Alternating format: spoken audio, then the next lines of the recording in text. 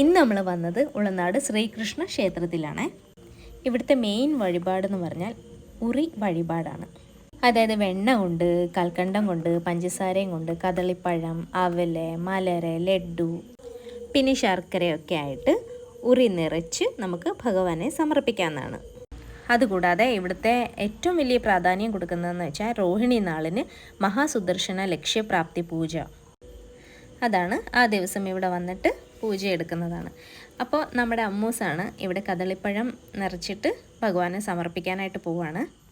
അതുകൂടാതെ ഈ വരുന്ന മാർച്ച് 6-ന് ഉളനാട് പൂരം കൂടെ ഉണ്ട്.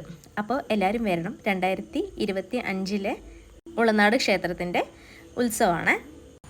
വഴിപാടെല്ലാം കഴിഞ്ഞിട്ടുണ്ട്. പിന്നെ ഈ ഉറികളെല്ലാം അവിടെ മേളിൽ കെട്ടി തൂക്കിയിടുന്നതാണ്. പ്രസാദമായി വൈകിട്ട് പാൽപ്പായസം, കടുംപായസം ഒക്കെ ഉണ്ട്. പിന്നെ ഉണ്ണിയപ്പം കൂടെ കിട്ടിയിട്ടുണ്ടായിരുന്നു. അടുത്ത വീഡിയോ